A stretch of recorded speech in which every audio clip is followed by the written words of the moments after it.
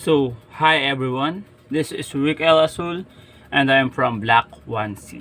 So today I will discuss the project from the subject UTS or understanding the self.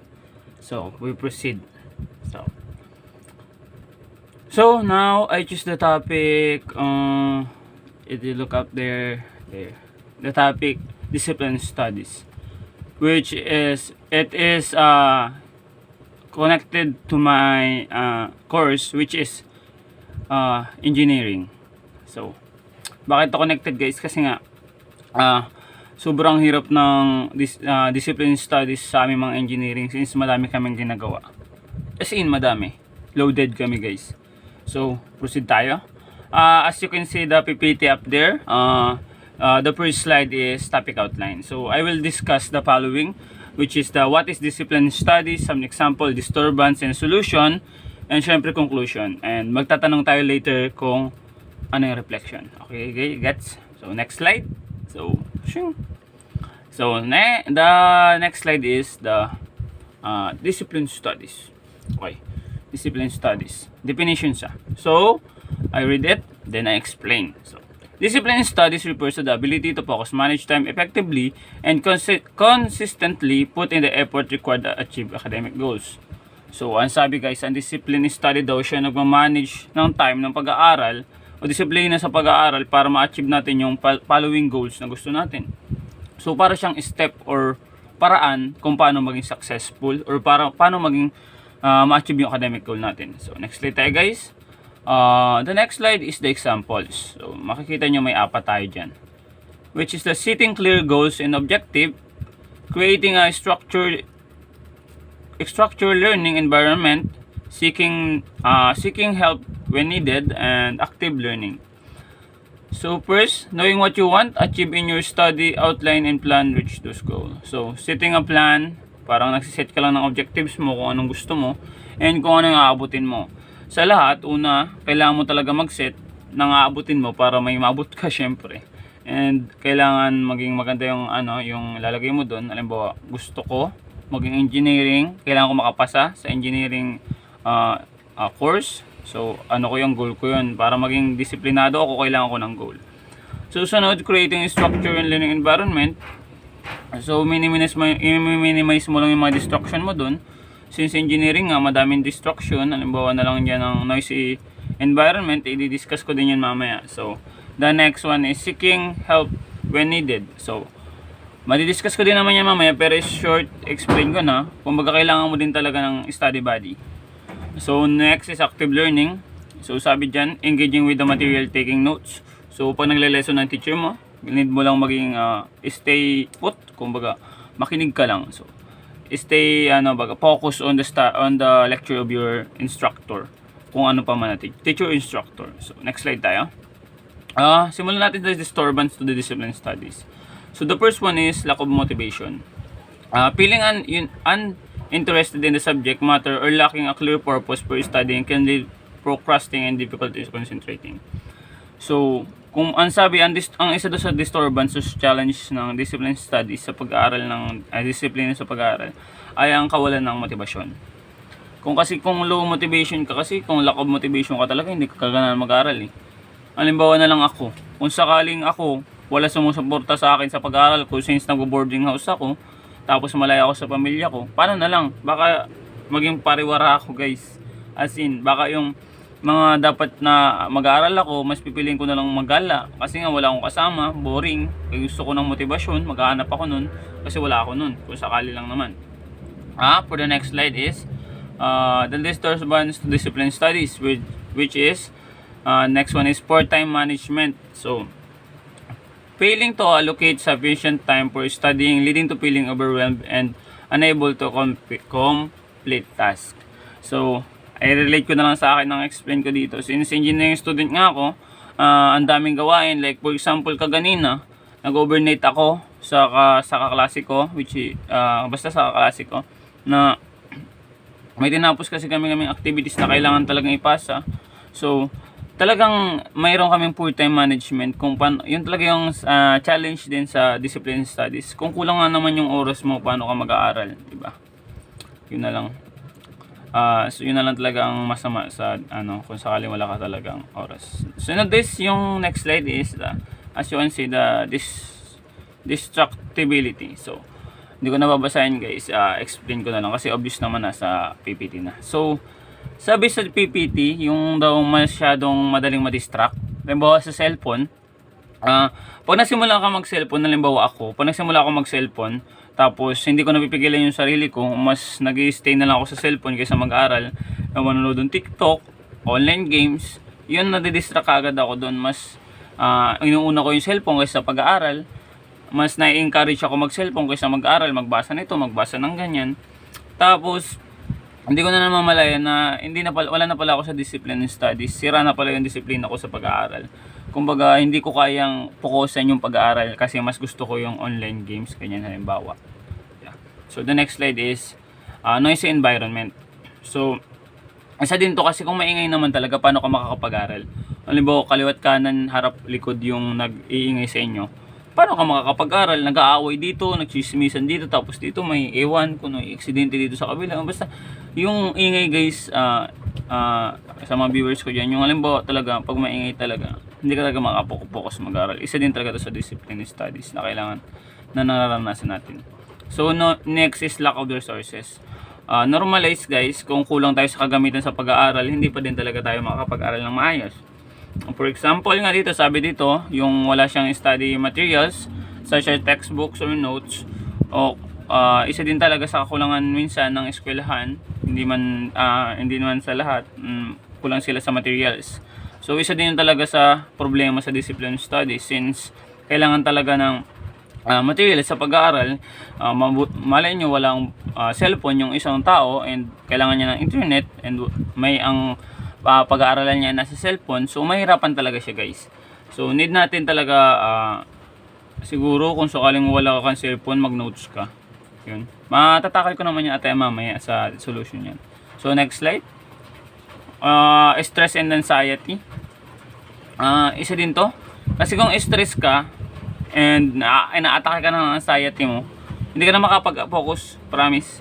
Kasi nga na-experience ko na yan guys. So example niyan, ako, pag na-stress talaga ako, naghanap ako nung parang hindi talaga ako makapag-focus kahit anong aral ko. Hindi ko talaga matandaan sa isip ko kasi nga yung bagang focus ko na lumilipad, parang lumulutang baga siya sa utak ko. Kasi nga syempre stress ka and anxiety mo, inatake ka na, di ka na din makatulog, kulang ka na sa tulog, hindi talaga makakatulong sa pag-aaral. So hindi ka makaka-focus. So, ang sunod na mga slide ay solution. So, unang slide, find your why. So, identify yung personal reasons for studying and connect your goals to achieve academic pursuits.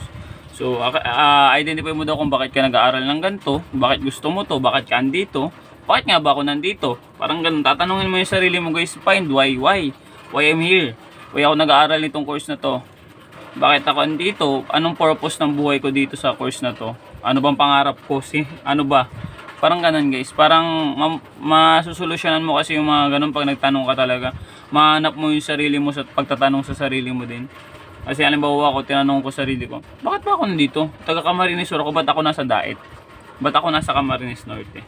So ang sagot ko dyan kasi gusto ko talaga to. Gusto ko ng engineering. Kasi hirap pala talaga. Pero go lang, kaya pa naman guys. Kahit pa paano. So next solution, make learning engaging. Mas maging ang tawag doon, maging creative tayo sa pag-aaral. So isa din to sa mga ginagawa ng mga kabataan ngayon yung maging creative. Makikita ko kasi yung mga kabataan may mga dalang flashcard, tapos nagre-review sila. Kumbaga parang Pinoy-henyo sila. Yung kabady niya, nag-aaral sila, tapos binabasa yung card. Alam ba ito card, binabasa sa kabila, tapos yung kabila sasagot. Parang maging creative ka, tapos maghanap ka ng mga ibang way na creativity na magagawa mong maging fun, kung magka-fun yung pag-aaral mo. Parang ganun. So next slide. Sa next naman ay set realistic goals. So kung mag-aaral ka talaga, hindi mo kailangan ng masyadong mataas na goals. Yung realistic naman, yung talagang kaya mong i-achieve para ma-achieve mo din, ma-motivate ka pa. Since para pag ang taas kasi ng expectation mo, tapos nag-set ka ng napakataas na realistic goals, tapos pag hindi mo yun na-achieve, talagang babagsak ka. Talagang grabe yung impact mo. Babagsak ka ng babagsak kung hindi mo maabot yung goals na tinaas mo na napakataas. Pero kung realistic siya na kaya mo talagang abutin, so apaka-basic sa iyo guys, apaka-basic sa inyo na maabot yun, din makakatulong yun para makapag-aral ka ng maayos. So the next slide. So reward system. Actually ito talaga natural na ginagawa ng mga estudyante. Para kasi naiisip kasi nila na deserve nila. Totoo naman. So isa din ako sa gumagamit itong technique na to, sa solution na to. Kasi nga, pag halimbawa na lang, yung midterm, kahit may bagsak, feeling ko may nagawa akong tama. Kaya nagkain kami sa Mang Inasal, kasama ko din sa boarding house. Trinit namin yung sarili namin, inisip lang namin na deserve namin yun. Kasi nga, baka kapag paganyo ng loob, even though may nabagsak ako na mga exam, then meron din naman ako napasa. Kaya alam ko din naman sa sarili ko na deserve ko yun. Yung reward system. So the next solution is avoid multitasking. So yung marami kasi estudyante ngayon na kaya mag-multitasking, pero kasi yung iba talaga hindi kaya pagsabayin, and pag pinagsasabayin nila wala din silang natatapos and wala silang natututunan. So ang payo dito, solution na i-avoid, focus on one thing. Kumbaga mag-aaral ka ng calculus lang, and mag-aaral ka nito, yun lang. And pag natapos mo, saka ka mag-proceed sa another lesson. And pag napagtapos mo na yun, sure na may matututunan ka kasi inaisa-isa mo. Hindi mo siya sinabay-sabay na isalpak sa utak mo.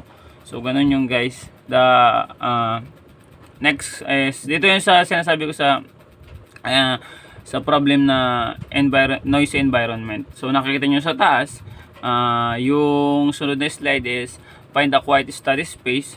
So, kung mag-aaral ka talaga, doon ka sa pinakamagandang aralan, sa pinakatahimik.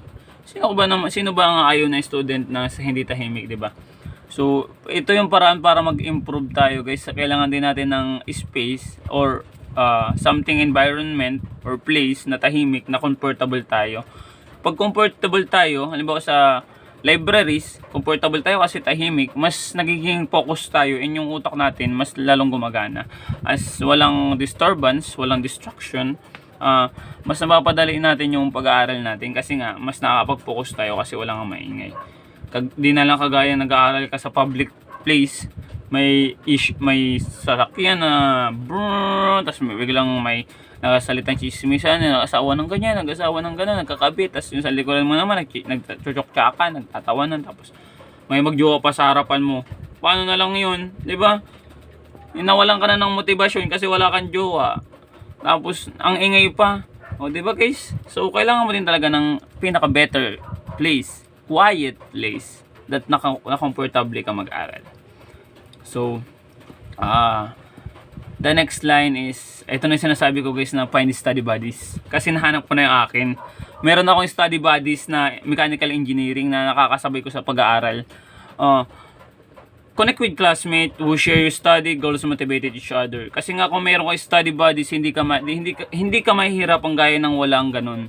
Kasi nga kung may study buddies kami, kasabay ka mag-aral. Kasi nga minsan kasi boring talaga mag-aral pag mag-isa. Pero once na may study buddies ka, nag-aaral siya, mahihiya ka kasi di ka nag-aaral, tapos nag-aaral siya, siyempre mag-aaral ka na din. So para naghahatakan kayo, huwag ka lang mag-i-study buddies na tamad.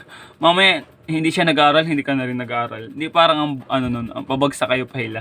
So choose the study buddies na goods. Kumbaga goods siya. So pag nakahanap ko ng guys, surely na mag-i-improve ang discipline studies mo. Bukod sa may mag-motivate sa'yo na ganahan ka mag-aral, mayroon ka din kasabay mag-improve.